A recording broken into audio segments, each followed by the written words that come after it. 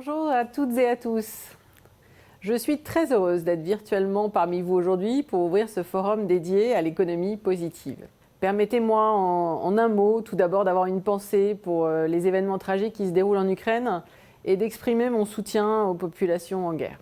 Je voudrais vous parler aujourd'hui de mes convictions personnelles sur le sujet de la positivité et de la finance à impact, et également de la manière dont je m'emploie à les développer chez Amundi. D'abord, la positivité est une valeur clé pour le gestionnaire d'actifs que nous sommes. Elle fait partie intégrante de notre ADN depuis notre création. Et avec plus de 800 milliards d'euros d'actifs responsables, qui sont le fruit d'un engagement très précoce d'Amundi, nous occupons aujourd'hui une place de leader. Nous faisons vivre au quotidien notre raison d'être, qui est d'agir chaque jour dans l'intérêt de nos clients et de la société. Cette raison d'être se décline autour de 3 convictions personnelles fortes. La première, c'est que les acteurs économiques et financiers portent également une responsabilité sociétale. La seconde, c'est que l'intégration des critères d'investissement responsables est source de performances financières de long terme pour nos clients et nos partenaires. Et la troisième, c'est que l'accélération de nos engagements en la matière sera notre premier levier de croissance partout dans le monde. Notre raison d'être se traduit par un effort sur l'ensemble de notre politique d'investissement pour générer des effets positifs et mesurables, tant en termes social qu'environnemental, en plus des critères de performance financière bien sûr. Je considère que nous ne sommes pas là uniquement pour financer le monde tel qu'il est, mais aussi pour aider à financer le monde tel qu'il devrait être. Nous avons donc un rôle actif à jouer pour accompagner la transition énergétique et cela tout en veillant à la cohésion sociale. Cette dimension de cohésion sociale me semble incontournable. En tant que présidente du Collège des investisseurs de Paris Europlace, j'ai d'ailleurs récemment beaucoup œuvré en faveur de la mise en œuvre d'une taxonomie sociale à l'échelle européenne, en complément de la taxonomie verte. Mais il ne faut pas oublier non plus que d'abord nous gérons l'argent pour compte de tiers, c'est-à-dire pour nos clients, et que nous sommes donc tenus de respecter leurs propres engagements et leurs décisions, tout comme nous ne pouvons pas, ni nous ne voulons pas, nous substituer aux États ou au pouvoir public. Nous avons besoin de leur action et de leur impulsion pour créer le bon cadre réglementaire.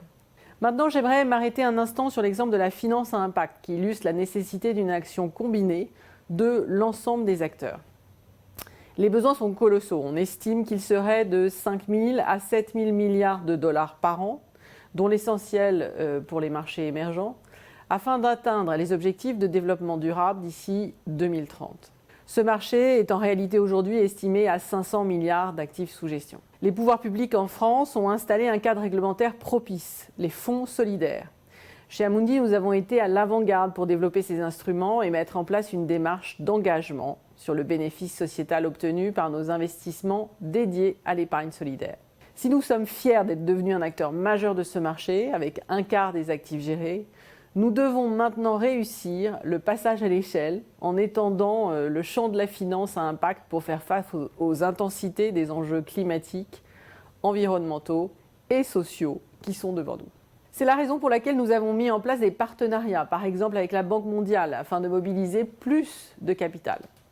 J'ai fixé par ailleurs à mes équipes l'ambition d'atteindre 20 milliards d'euros d'encours sous gestion dans des fonds à impact d'ici 2025. Au-delà de ces programmes dédiés, nous intégrons désormais dans l'ensemble de notre gestion active et dans notre politique de vote des critères environnementaux, sociaux et de bonne gouvernance. Enfin, nous portons aussi l'ambition d'être exemplaires en nous appliquant à nous-mêmes ce que nous demandons aux autres. En tant que directrice générale d'une entreprise de près de 6 000 collaborateurs, les valeurs de positivité sont clés dans mon approche des enjeux humains et sociaux dans l'entreprise. Amundi, comme cela est souligné dans l'enquête de positivité réalisée par l'Institut, se distingue par sa performance dans 3 dimensions, qui peuvent faire écho au thème choisi aujourd'hui. Tout d'abord, la dimension relative aux conditions de travail de nos collaborateurs, qui se mesure à travers de nombreux indicateurs.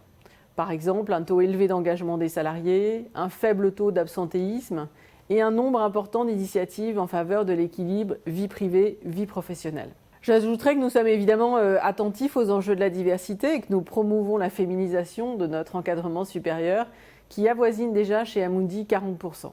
Ensuite, la dimension de partage de la valeur qui s'illustre notamment dans notre politique de rémunération avec des écarts modérés entre la direction et les salariés et une participation aux résultats de l'entreprise importante. Enfin, la dimension relative à l'attention portée aux jeunes générations. Elles ont une place privilégiée dans notre entreprise, que ce soit à travers un programme ambitieux d'alternants ou leur représentation dans la gouvernance de l'entreprise avec le programme Nova Mundi, qui permet à une centaine de nos jeunes collaborateurs de travailler sur des projets de transformation. En résumé, je suis convaincue que la positivité se cultive d'abord et avant tout au sein de nos entreprises. Sur ces mots, je vous remercie de votre attention et vous souhaite une belle et positive journée.